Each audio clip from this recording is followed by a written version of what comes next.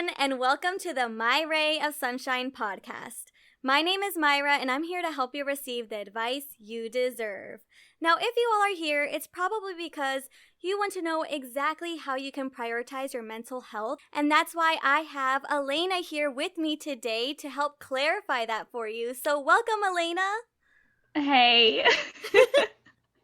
How's it going? Pretty good. I'm so glad that you're here to talk to us about mental health because it is so important. And after listening to your episode, it just really opened my eyes that this needs to be talked about a lot. And that's why, I'm so happy that you're here to discuss all the tips. Right. Well, I'm really glad you enjoyed that episode. It was really important for me to put that together because it's been a big experience for me. So I really think it's something that more people need to hear about. Yes, exactly. A lot of people need to hear it. And so tell us a little bit about yourself and your podcast as well. Okay, so my name is Alanna Grayce. I am a writer, an artist, a world traveler, and I love to learn. So I wanted to find a way to take that passion that I have for life and for learning and for happiness and to put it out there into the world, right? Mm-hmm. So I had this idea one day. It was early 2020, like January, and it kind of shifted and morphed and turned into all these different things. But eventually I realized over the course of a few months that I needed to podcast because that would be the most efficient method of sharing and communicating my thoughts with the world, right? Right. So I've been thinking, officially started posting episodes in April or May. Anyway, and I started talking about different topics that I find interesting, and I really try to put creative spins on them or to look at them from kind of a different point of view than you normally would. So, like talking about the importance of dialects in a subculture or the damage that the gentrification of thrift shopping can have on vulnerable communities. But I also like to talk about fun things too, like the history of tie-dye. So I'm always right? Yeah. So I'm always brainstorming what I can do next, what I think people need to know about, and also what I think it would bring joy to know about. And so that's why I kind of call it a space for musing, because a lot of my episodes are me really passionately talking about things that I think deserve some kind of recognition or some kind of deeper thought. And ultimately, that's what I try to inspire my listeners to do as well, because I think so many people are just kind of stuck in this funk of like having information fed to them. Right. And I want to help them break out of that and to think creatively, but also to think for themselves. I love that. I absolutely love that because you need a platform to kind of talk to a bigger audience. Like, it's one thing talking to like a friend one-on-one, but then it's just one person. If you can impact more people than that, then that's even better. And the fact that you can have like that creative spin to it too and talk about topics that make you passionate and that help you like put your voice out there, I'm sure it's helping so many people. So I hope so. Yes. I mean just take me for example. Like, we followed each other on Instagram, and then I was like, let me check out her episode, and I was like, wow, let me bring her on this podcast because just listening to you and the points that you made, I was like, I want her to talk about this, and especially with mental health overall and anxiety. It's just so important to know. It is. So it is. Yeah. So what exactly would be your advice that you would give others who want to kind of prioritize their mental health? So first and foremost, you need to listen to yourself. Excuse me. you have to learn what is going on in your body and in your mind and how specific things can change that. And then you need to learn what works for you in terms of coping, because that is essential to prioritizing your own mental health, right? Mm-hmm. So, for example, long baths are really, really nice, and that helps a lot of people relax. They like draw a bath, they put in some bubbles, light a candle. Mm-hmm. That doesn't work for me. Mm-hmm. I just lay there and I'm like, my mind needs something to do while I'm Right. laying in this bathtub. Like, it's nice and I'm soaking and I enjoy it, but I need something to do. I'm still stressed laying in this bathtub, you know? Right. So when I was trying to cope with my anxiety and would take a long bath, it didn't work. And finally, I listened to myself and I was like, okay, that doesn't work for me. So I'm not going to do this anymore. Mm-hmm. So even though I was trying to prioritize my mental health, I wasn't succeeding because I wasn't listening. Mm. So if that makes sense, that is my number one thing that you need to do to prioritize your own mental health, is just listen and learn from your body and your mind. Yes. And I love that you were able to realize that. Like, I mean, like you said, everyone has a different way of coping, and not Yeah. everyone's the same, you know? Like, people can suggest to do that because it works for Mm-hmm. them. But even in your episode, you mentioned that just your tips are based on your experiences. And that's what I loved most about it, because it's just so unique to you. And I think that everyone kind of has to dig deeper into like what would help them in that situation. Yes. Yes, I agree with that. Absolutely. Yes. And what would you say are the 8 tips that were able to help you cope with your anxiety altogether? So on my mental health episode that we're referencing, I go like more in depth with these. Mhm. But my top 8, first of all, exercise. Moving my body does just absolute wonders for getting like that anxious energy out, Mhm. and it helps wear me out so I sleep better at night. So even if that is as small as walking Winnie, my dog, for like a mile or two, or like doing some squats in the living room and like squats and then jumping jacks and trying to get all of that out, or whatever it is, finding some way to move is really helpful for me. Yes, yes. um 2, being lazy. So Love that sometimes one. just, yes, sometimes just laying on the couch and binging Hulu or like laying out in the sun can be so good for me, but that's sometimes. Too much of it can really overwhelm me and make things worse, honestly. So you have to find your balance with that. Mhm. And the same with exercise, honestly. You just really have to find, what helps and what is too much. Right. 3, sunshine. I totally suffer from seasonal depression. Mm. So the more sunshine my body gets, the better it is for my brain. And that one, a lot of the time, kind of goes hand in hand with either being lazy, so it's like laying out in the sun, or like just chilling in the pool or whatever, Right. or goes hand in hand with exercise. So walking the dogs on a sunny day or going kayaking or something like that. Mhm. 4, reading. So if I can absorb myself in a book, it really helps distract me from the things that scare me or that bother me, those things that are causing my anxiety. So it helps just take me out of that mental space and put me somewhere more peaceful. 5, finding creative outlets. So for me, sometimes that's painting a piece of artwork or working on a DIY project, because that gives me a space to put productive energy into. Mhm. And it makes me feel better because I'm able to, accomplish something as Right. well. Number 6, meditation. So just taking the time to do this, and this could even be, it doesn't have to be like full-blown meditation. It could just be taking alone time, really. Mm-hmm. But taking that time to be still with your thoughts is really important.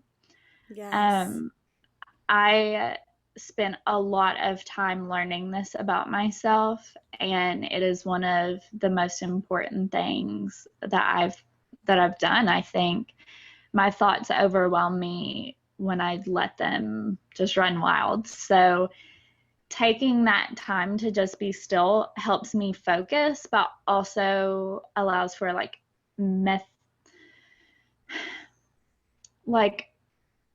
methodically relaxing. Mm-hmm.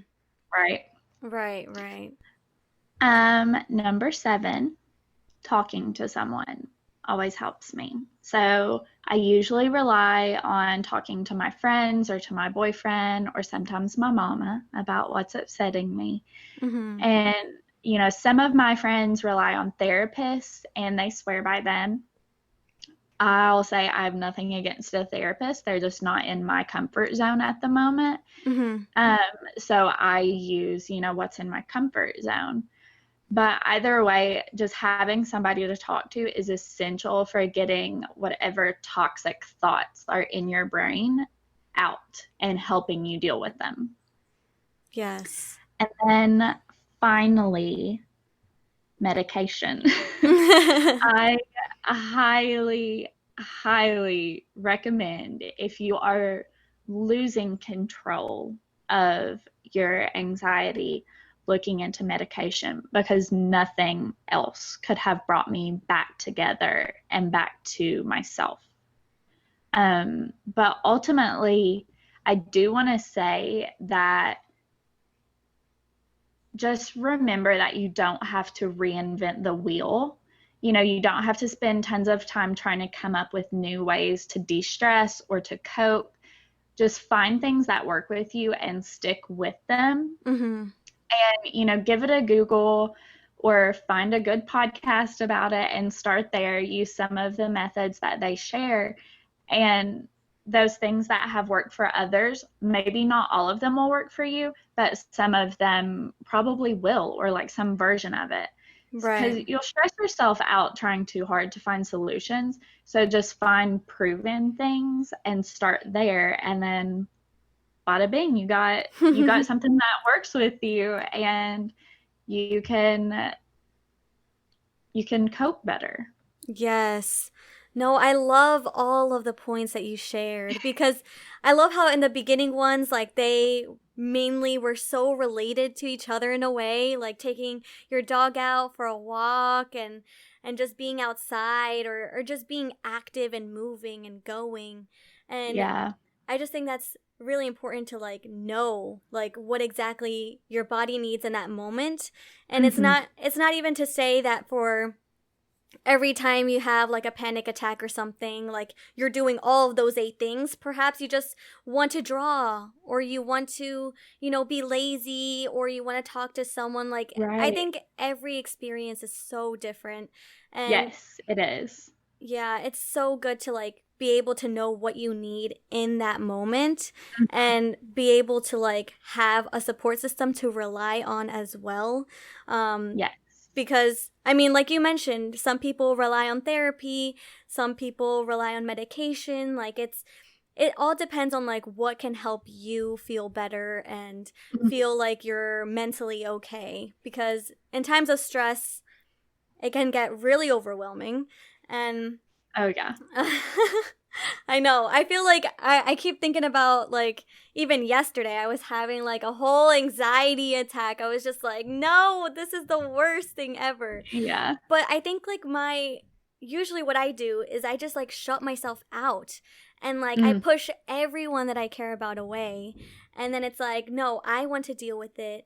But then when you mention that like you sometimes need to rely on your support system because they're your people of comfort, Like, I get that too, because I turn to my mom, I turn to my boyfriend, we talk things out. And even if nothing makes sense in the moment, like, just talking things out makes me feel so much better. Yes. Yeah. Yeah. Just putting that, like, feeling away and focusing on that specifically is what helps me. And what exactly would you say that helped you get to the point where you talk to your support system and have that difficult conversation about anxiety, like for them to better understand you? So for me, bringing it up to my support systems kind of came in waves, if that makes sense. Mm-hmm. So, um, looking back, I see that I was like always this anxious little child, right? And I didn't know that in the moment though. So Mm-hmm. the first time I realized I was having any issues with this, I was a junior in college, and my mom told me that she thought I was experiencing depression. And I was like, oh, huh, that would make a lot of sense because of these things that's been happening. Mm-hmm. And, so in that sense, I knew that the door was open to have that conversation with her because she kind of opened it. Right. And she and I have this really great relationship. In a lot of ways, it's a friendship, even though we're like at each other's throats half the time. And I probably share the most with like her and one of my cousins out of my whole family. And so, having her open that door made it a lot easier. But I still think I would have been able to come to her. About 2 years later, it was the year after, or it was like the summer after I graduated from college, I brought up to my parents that I wanted a dog. So at this point, I'm 22, I'm living at home, or I'm not living at home. I have a full-time job, but I still like to talk to my parents about like big life decisions. Mm-hmm. And I knew that this was one, giving birth to a dog. And so I told them that I had been pretty depressed lately in that Mm-hmm. time because life just wasn't going the way I had imagined that it would. Right. And I thought that having a dog would give me some purpose. And I was right. So a few months later, my dad and I make a road trip to pick Winnie up, and we're on this long drive, and my new tiny baby is sleeping in my lap, and he and I are Oh. just talking, and I start telling him about how excited I am for her and how I think she'll help me. And I just kind of start describing to him how it feels when I get anxious and how I've had panic attacks at work. And I used to be a manager in a retail store. And so I would have to stay on the sales floor a lot of the time and just kind of grab onto something to try to ground myself. Mm-hmm. And my heart is racing and my throat is closing up. And he was just so sad and so quiet. And he was like, I'm so sorry that you've had to experience that. Mm-hmm. So thankfully with my parents, they've been really supportive and really open to it. And also I recently found out that my aunt has anxiety, but like nobody ever told me that in like all of this. And I'm like, I feel like if one of y'all would have said something like sooner, maybe I could have dealt with this a little bit better. Right. But better late than never. Yeah, she just like told me one day and I was like, now you decide to let me know. Okay. But with my friends and my boyfriend, I was pretty upfront with Adam about it when we met, and he's had his own experiences with mental health, so he's pretty good with me about it. And my friends have been the same. Some of them struggle with anxiety, so that's been super helpful because I'll be able to text and be like, I'm super anxious today, like, don't bother me about things, or like, I feel like I'm going to have a panic attack, and they're like, okay, do a breathing exercise or like just focus on something else, whatever it is. So Mm-hmm. that's really helpful. Mm-hmm. And then when I had the conversation with my doctor, he is actually a family friend, and I've known him my whole entire life. And I really didn't know if he would believe me when I told him that it was anxiety, because, you know, there's this like stigma around doctors not believing you Mhm. that you have anxiety. And he, like I said, I'm like his extra child. And so I thought that when I came to him and said, hey, I have anxiety, he'd be like, no, you don't. Because he and my mother have tried to convince me that I don't have an allergy to something I definitely have an allergy to. What? That didn't end well. I mean, I'll be like, hey, I'm sick. And he's like, nah, you're fake. And I'm like, I'm 25. I don't need to fake anymore. Like, That's so it, funny. yeah. So I really didn't think he would believe me. But he actually was just immediately like, stop, get off WebMD. It's not these other things that you're presenting to me in this PowerPoint. He was Mhm. like, you have severe anxiety. And so he immediately was like, you need medication. And I was Mhm. like, okay. So I've been really blessed with the ease of this experience, like for me.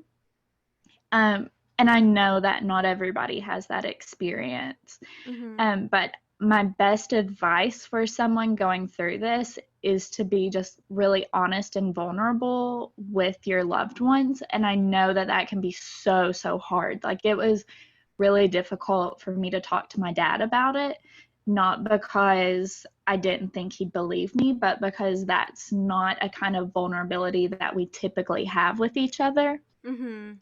Um, but, you know, your support system, if they are truly your support system, they care about you. And when you come to them and say, I'm struggling and I need help, they should not only believe you, but they should be ready to jump. You Mhm. know, they should be ready to say, like, okay, what can I do? Mhm. And it's important, though, to remember that you might need to guide them in how you need help, Mhm. because they might not know. This might not be something that they have ever experienced before. So, in your vulnerability, also give them a little bit of grace and Mhm. help them learn what you need. Um, because, you know, not everybody needs the same things. So, what might be totally fine for them might upset you, and you need to communicate that. Yes. Wow. I mean, I'm glad that you eventually had those difficult conversations because, I mean, it is awkward in a sense because you're super vulnerable and then Mm-hmm. they've known you your whole life. So it's like a shock to them, especially if they don't deal with anxiety at all. And Yeah. it's kind of like hard to like tell someone who doesn't experience anxiety at all like what you're going through, what's going on, like how these panic attacks really like affect you, affect your mind, your body, everything.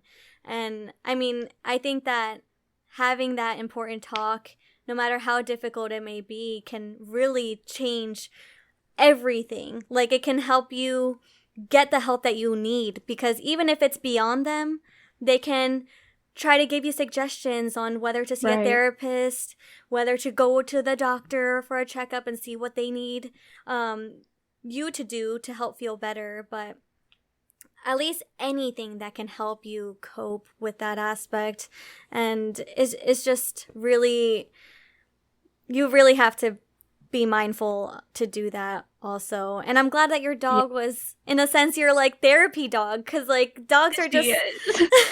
dogs are just so cute. I'm such a dog person. And Yeah. and just like I don't know, having like a pet kind of bring you back that purpose really does help alleviate any of the inner pain, any of the anxiety that you're facing because I mean, they're super naive. They love you no matter what, you know? Yes. So Yeah, she is an absolute monster, but she is like the best thing in the whole entire world. And when she was a puppy, I really thought I had ruined my life. I wasn't going to admit that to anybody. mhm. I was going to write it out, but I was like, "Oh my gosh, I can't like go to the bars and stay out all night anymore. I have to actually come home at like a semi-reasonable time. I have Right. this tiny creature that I have to chase around the grass and teach it not to pee on the rug. Like, she would wake me up at no later than 6 a.m. every morning, and I would lay on the couch and hold a toy and like sleep while I held a toy to play with her. Oh I mean, my it was gosh. I thought that it was never going to end, but then it did, and she's my best pal now. Oh, that's so sweet. Yeah. What breed is she? She's a Westie. Oh my goodness. So like the little Caesar dog. Oh, so precious, so precious. And I love her She name is. too. Yeah, Winnie. little Winnie. Winifred when she's in trouble. That's the best. I love it. I need to plug my computer in. Hold on one second. Yeah, that's fine. That's fine.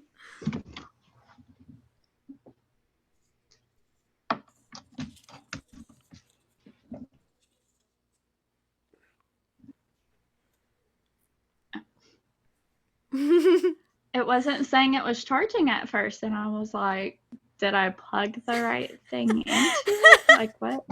What just happened? Oh, yeah, man. I was like, okay. So, what would you say would be something that your support system does that kind of helps you cope easier with your anxiety, like in the midst of having an anxiety attack? And like also how do you tell someone else you're having an anxiety attack who may not even know like that you have anxiety altogether? So it just really depends. Sometimes I'll just ask like, hey, can we shift the topic of conversation? So that like if something in that conversation is what's upsetting me, I can just calm down a little bit better, kind of take my mind off of it. Other times I'll try to kind of leave the situation, be like, oh my gosh, Winnie needs me, bye, and like dip out. That's a good excuse since you have a dog, so it's like right? That's perfect. Yeah, I'm like, oh, she's texting me, I gotta go. And then sometimes, I mean, like I mentioned earlier, some of my friends, if I let them know what's going on, they'll like remind me to maybe do a breathing exercise, or like Adam will wrap me up in a big hug and just be like, it's okay, or he'll just sit there with me. Because sometimes I just need to sit and try to chill out. But if somebody doesn't know what I'm experiencing or like what's going on in my mind and body, I'll just kind of say, hey, like I need a minute. I don't feel well. I need a quick break from whatever we're doing. And that will usually give me the time and space that I need. Most of the time, I try to be really honest with what's going on, but not everybody is on the level with me to like be chill if I say, hey, I'm about to have a panic attack, because I don't want to make things worse. So I just try to be a little bit more gentle in those situations. Whereas with my close friends, I'll be like, shut up, I don't want to talk about that. Or like, hey, I'm going to have a panic attack, I'll be right back. Right, you know? Right. Yeah, you're more upfront, direct, because they already know you. So exactly. That makes sense. Yeah. Yeah, because I mean, it's awkward, especially when you're having like a panic attack in public. That's gotta be the worst.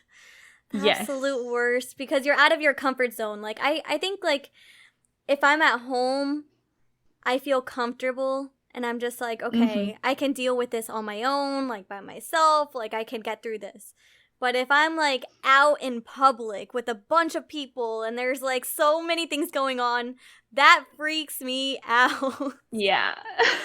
Oh yeah, because it's so overwhelming to all of your senses. Yeah. Yes. And how does your mind and body kind of react when you're having that panic attack? So a lot of the time I have really strong physical responses in addition to like emotional responses. And it's usually one of two options. So almost always my heart rate will go up, my throat pretty much always will kind of start to close in, and I just feel this nervous energy like pulsing through my body, like adrenaline when you're in a near-death experience, you know? Mm-hmm. And it's probably like a fight or flight mechanism like kicking in, something like really primal that's like, oh, there's some big stressor, you got to get out of here. Mm. Um, but option one, I will get emotional and I'll cry, which is like super fun for everybody. And like, I I just can't control it. I'm super on edge. Like, if you say the wrong thing, I will just like lose it. Mm-hmm. That is not the most likely one, but for a while it was. And that was when I realized, when that was my reaction basically every single time I started to get anxious, and when I couldn't control my responses at all ever, that Mm-hmm. was when I realized that I needed help and that my anxiety had just skyrocketed. But most typically, I will just kind of shut down. Like, a lot of the time I'll get dizzy with that, and I have to like sit down and I have to focus on breathing. Mm-hmm. After my grandfather passed away in January, that was a huge trigger for me. So I had a lot of both of this, but that is what, like, I had a lot of times where I would like have to sit down or lay down, like even in the shower, I would like throat would close up, I can't breathe, I'm dizzy, I'd have to like lay down and chill out. And I did that one time, and I came out and I was like, hey, I'm good. And then 3 days later, I was like, so I had a panic attack in the shower. Just want to let you know. And Adam was like, Elena, what? Oh But no. then at the same time, that was when that was like the trigger that made my anxiety like through the roof. And so I would have a lot of those, but I would also have a lot of, I can't control my emotions or my reactions. Mm-hmm. So I'm going to like lose my temper over something so minuscule. Mm-hmm. And, I couldn't even control it. But thankfully now I'm medicated. So there's a whole lot less of that. That's good. That's Yeah. amazing. Everybody's Amazing. happy about that. And I'm sure you feel like a weight has been lifted off your shoulders. I do. I mean, literally, the first time I took my medication, I was at my parents' house. It was my last semester of graduate school, and it was spring break, so it was right before coronavirus really hit. Oh my And goodness. I know. And I was at my parents' because my doctor is closer to them, so I went and spent like a week with my parents just to like chill out. And I took my medicine, and then I went and I took a bath, and I just laid there and I could feel the nervous energy inside of my body, like from the anxiety, but it felt like the medication had put a lid on it. And so like Wow. I could still feel it, but it was like starting to fizzle out, and it was like just under the surface, but I knew it wasn't going to come to the top. Right, And right. that was like the most incredible feeling to know that even though it was still there, now it was under control. Wow.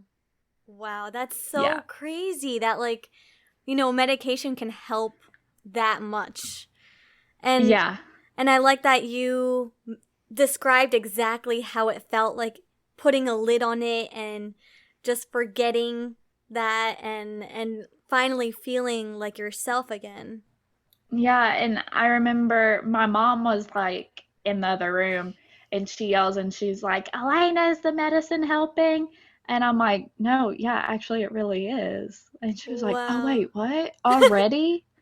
I was like, yeah. Like, it's for Wow. real. She was Wow. like, oh my gosh, we didn't realize it was that bad. Even after I had told her about everything, she probably just thought I was being a crazy girl. But she was like, I had no idea it was that bad. And I was like, Mhm. yeah, sis, it was bad. You don't want to go through that, like. Yeah, you don't want more of it. Oh my gosh. Wow. Like I like that you also mentioned how it's kind of like this nervous energy building up, Hmm. because that's also how my body reacts to it too. Yeah, And then it's like I don't even know how you can actually calm yourself down. Like a lot of the times it's your mind racing, it is. and Yeah. and you just don't know like what to do. Like you can't think straight. Like if I'm Hmm. anxious, I can't even like properly respond or do any sort of task whatsoever. And it just sucks because like one time I had it during work, and I have to work, but I couldn't snap out of it. So Yeah. it's just that nervous energy buildup that like, you have to give it time to kind of like subside, but it's good that there's medication that exists out there Yes. that can just get rid of all of that. Like, so amazing. Oh, yeah. Oh my goodness. And do you take it like every day, or like is it just when you're anxious, or like, cuz I mean you can't really predict when that happens actually, so I don't know. Right. No, I take it every day. So every morning I take it's off-brand Lexapro. Like, sponsor me if you want. I love it.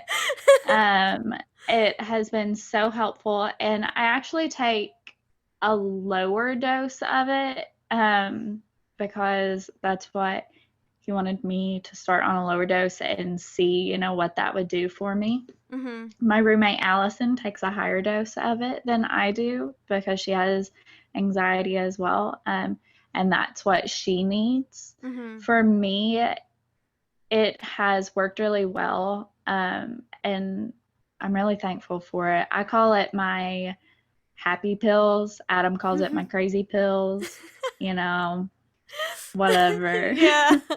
It's the same. But they keep me in a better mood. They keep me from being crazy. Yeah, I mean, as So, long as it helps you keep sane and like yes. finally you feel like you have that control over your body, over your mind, and then you can move on, like you can move on from Mhm. it, you can do whatever task you were doing before or just get back into it. So that's amazing. That's Yeah. truly great. And what what advice would you give to society to kind of get rid of that stigma, like going to therapy, taking medication, because it's like always so taboo. Yeah.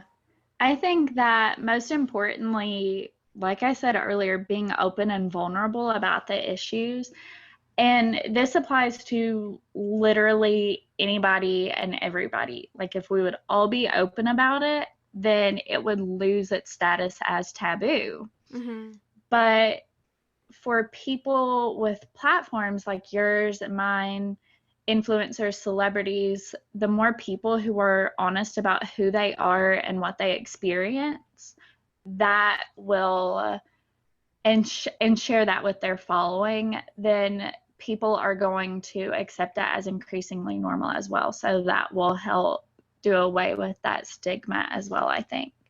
Um, but what I've noticed is that in the younger generations, like Gen Z and Mhm. even for millennials, it is increasingly normal to be open about that. Mhm. Um, but for a lot of people, older and even some younger people, the stigma does still exist and Right. it's really damaging. Like in the military, going to get help for PTSD, for example, can end your career.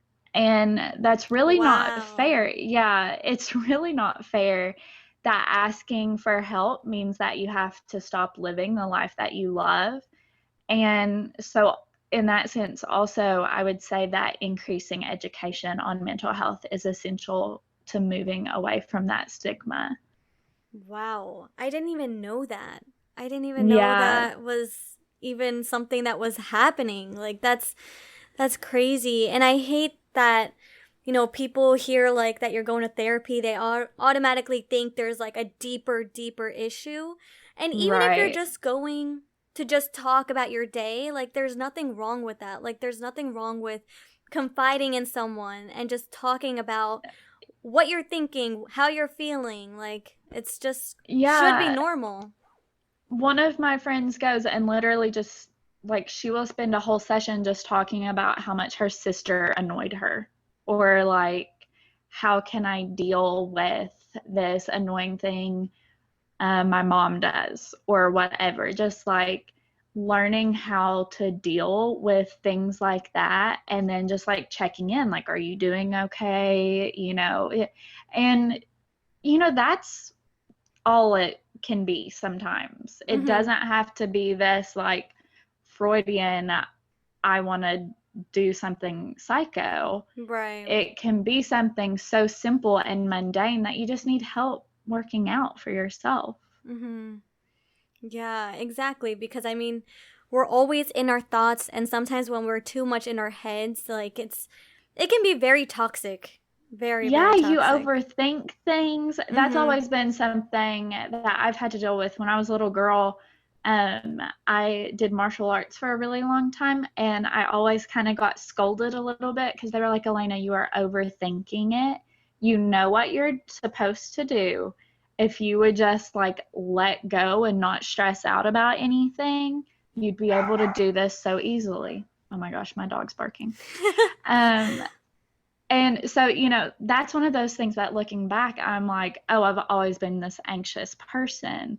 Mm. Because, when I was a little kid, I was even overthinking. And like you said, that's just, people need help with things as minuscule as that. Yes, yes, that's so true. And are there any resources that have helped you, like perhaps a book or anything like that that you would recommend someone with anxiety to do? So, one of my friends recommended that I should read You Are a Badass. And it was super awesome. I can't remember who wrote it. But anyway, We'll have to look it you up. would have thought I would have, yeah, just look it up. You Yeah. would have thought I would have wrote that down. No, you're But good. I read it during a time of my life where I had already gone through this big transformation, basically. It was right after college. I was like single. I was living my best life. I was learning so much about myself and just like learning how to be alone and how to love myself and all of those things. And so reading it during that time when I wasn't having a lot of anxiety, but I was still like having some depression here and there. It was very affirmative for me. So it helped me realize that yes, I'm doing the right things. But then at the same time, for somebody who needs uplifting, I know it's really helpful as kind of like a guide for that too. Mhm. And so that's not specifically an anxiety or a mental health thing, but Mhm. that's just like generally very helpful and can really help with somebody who's feeling down or feeling insecure. It Mhm. was a really great book for that. Yeah, it sounds like a major uplifter. Yeah, no, it super is. And then another thing that I really loved or that I love is Stoicism. So I love, love, love The Daily Stoic by Ryan Holiday. It is like, it's almost like a devotional where every day has a little quotation from one of the Stoics. And Hmm. then it's got like a little write up underneath it where it's like blah blah blah blah blah, like this is kind of what it means or this is how it can apply or whatever. Mhm. So I make notes on that, like when I do the daily readings and stuff. It's a really cool resource. And then I also really love another Stoic book. It's called Unshakable Freedom by Dr. Chuck Chakrapani. And it is a chapter book, and it applies Stoicism to modern life. And so, like, I started reading it kind of as a daily thing. I would read like a section a day or whatever, and then I would take notes and I would meditate on the ideas there. And if you do it like that, or if you read it as a chapter book, either way, it is incredible because it really puts Stoicism in perspective for you and how to apply it. So the Daily Stoic is like a kind of surface level, but Unshakable Freedom really dives into it so beautifully. I highly recommend that. Wow. I really want to check them out. Yeah, you definitely should. Yes, I need to get better at reading, I swear. Yeah. But because I always have a book on my night table that I still have to finish. But I think like books are also such a great way to learn so much, whether it's about yourself. Like I like a lot of personal development books, and especially like books like that where it just can teach you so much about yourself and can give you like tools and tips on how to overcome anxiety. It's so crucial for that to be something that you look towards. Oh yeah. Oh, yes. Absolutely. So, Elena, where can everyone find you? Well, we are working on our website right now, so I'll let you know when that's up. Wow. I just can't get satisfied with it. But my personal is at Alanna Grayce, ALANNAGRAYCE on Instagram.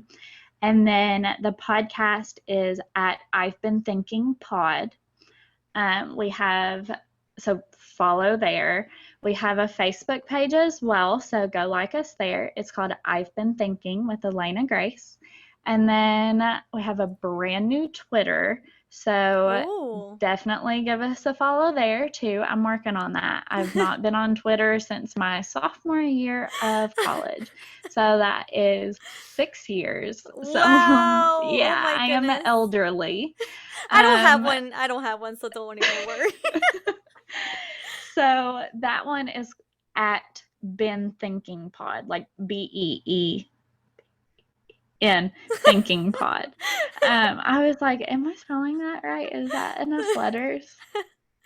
And then the podcast itself is available on Spotify, Apple, Google, pretty much everywhere you can listen to podcasts. Go give us the follow.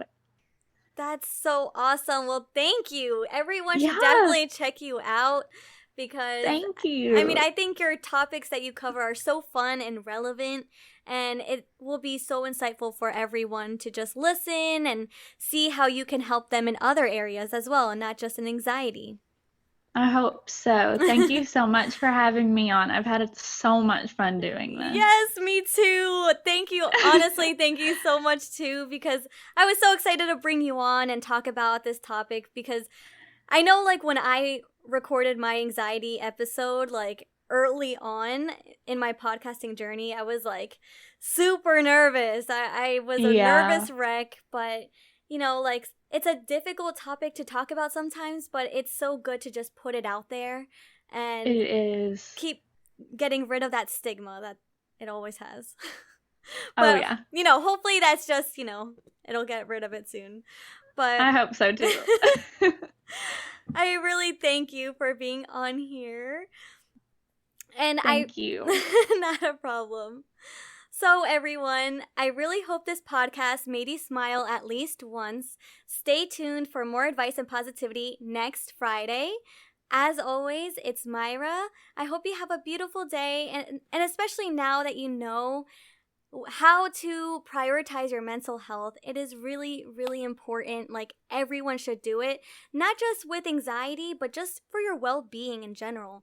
So please figure out what tips work for you based on what Elena has talked about, and just see what exactly helps you move forward, and never shy away from getting help as well. You never know when it can actually change your life. Bye!